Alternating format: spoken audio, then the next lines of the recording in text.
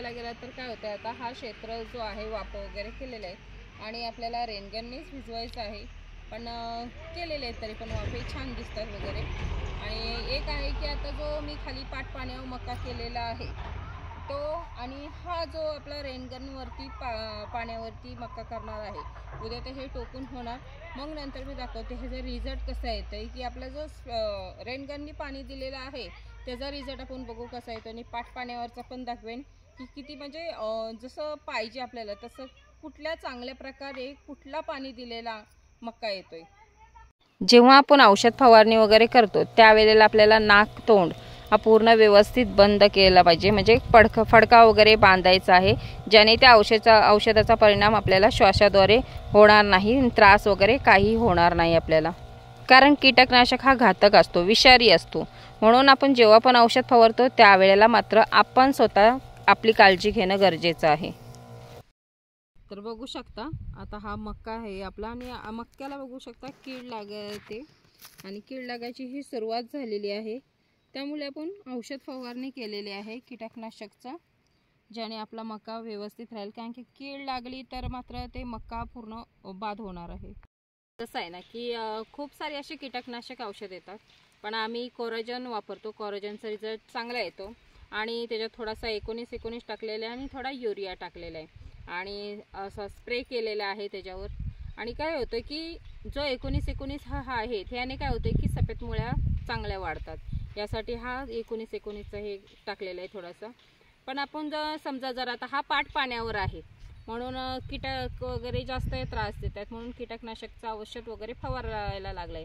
आणि समजा जर रेनगनवर असेल तर रेनगनवर मात्र आता कसं होतंय की रेनगनचा पाणी हा पडतो ज्या असं स्प्रे सारखं, त्यावेळेला काय होतंय की ज्याच्यात खोडीत जी किडी असते खोडकिडी ती मात्र बसत नाही, त्यामुळे त्याला जास्त कीटकनाशक वगैरे फवारायची गरज नाही।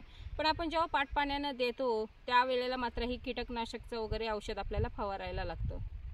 रेनगनचं कसं होतंय की जेव्हा रेनगनचा वगैरे पाणी आम्ही मक्याला वगैरे देतो त्यावेळेला मात्र हलकासा कीटकनाशकचं औषध फवारतो, पण जो आपली खोडकीड म्हणजे खोडीत जो कोका असतो मक्याचा त्याच्यात जी कीड बसते ना आपली खोडकीड, ती काय होते की जेव्हा स्प्रिंकलर सारखा पाणी पडतो ना त्यावेळेला त्याच्यात जे पाणी साचतं त्याच्यामुळे तिला आतमध्ये बसायला किंवा अंडी वगैरे घालायला हे जमत नाही, त्यामुळे ती खोडकीड जी आहे ती सुरुवातीला बसतच नाही। म्हणून रेनगनचा हे फायदा आहे की जेव्हा तो पाणी पडतो त्याच्यावर, आणि समजा मव वगैरे जेव्हा पडतो त्यावेळेला ते पावसासारखं जेव्हा पाणी पडतं त्यावेळेला ते धुपून वगैरे जातो, म्हणून आपल्याला तेव्हा त्रास येत नाही। आता मी दुसरीकडे क्षेत्र तयार केलेलं आहे, तिथे पण मका हे करणार आहे आणि तिथे रेनगननी पाणी देणार आहे, पाट पाण्याने नाही, तेव्हा मी दाखवेनच। आणि कसं आहे गुडघ्याच्या वरती जेव्हा येईल त्यावेळेला मात्र मग त्याला खालनं पाणी देणार आहे पाट पाण्याने, पण तवसर मात्र मी ते रेनगननीच पाणी देणार आहे त्याला, ज्याने आपल्याला खोडकिडीचा वगैरे त्रास होणार नाही।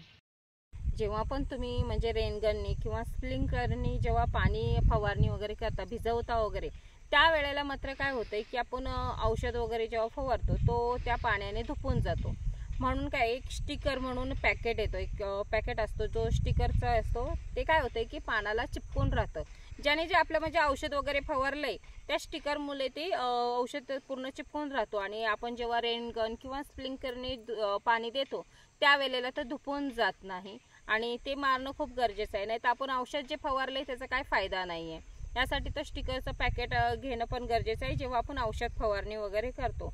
आणि कसं आहे ना की आता जेव्हा मी आता तो क्षेत्र पेरेन वगैरे आणि जेव्हा भिजवेन तेव्हा तुम्हाला दाखवेनच, त्याच्यात काय होतंय की आपण जेव्हा रेनगनने भिजवतो किंवा स्प्रिंकलरने भिजवतो आणि आपण पाट पाण्याने भिजवतो त्याच्यात खूप फरक राहतो, आणि वाढणे वगैरे काय होतंय की आपण जेव्हा पाट पाण्याने पाणी देतो त्यावेळेला आपली जमीन जी आहे ती पूर्ण सारखीच आहे अशी नाहीये, चढ उतार असतोच, त्यामुळे काय होतं जिथे खलगा असतं तिथे जास्त पाणी साठतं, आणि मग जिथे पोचायला पाहिजे पाणी तिथे पोचत नाही। आणि रेनगननी असं होतंय की सारखं शिपलं जातं, पूर्ण व्यवस्थित भिजवलं जातं, नेमात भिजवलं जातं, जेवढं आपल्याला भिजवायचं आहे तेवढंच, नाहीतर पाट पाण्याचं मात्र थोडंसं गडबडच होते, कारण की जिथे भिजायला पाहिजे तिथे भिजत नाही आणि जिथे भिजलंय तिथे जास्त डबल भिजतं।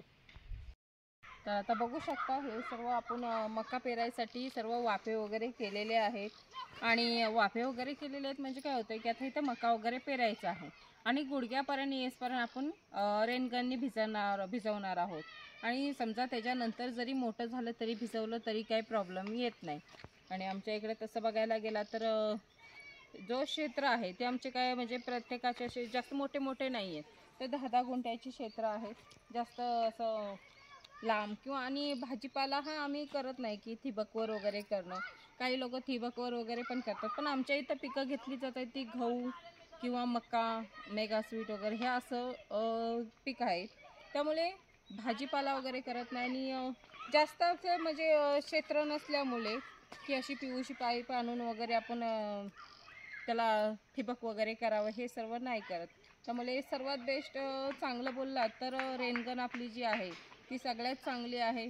जेवढा आपला क्षेत्र आहे आणि त्या क्षेत्रात जेवढं आपल्याला हे करायचं आहे, भिजवायचं आहे, त्याच्यात जेवढं सेट करू आपण तेवढा आपण तो भिजवणार आहे. आणि हलकं हलकं शिपतं पाणी, कमी जास्त असं कुठे होत नाही. समजा आपण पाटानं दिलं तर कमी जास्त होतं, कुठे जास्तच होतं, कुठे कमीच होतं.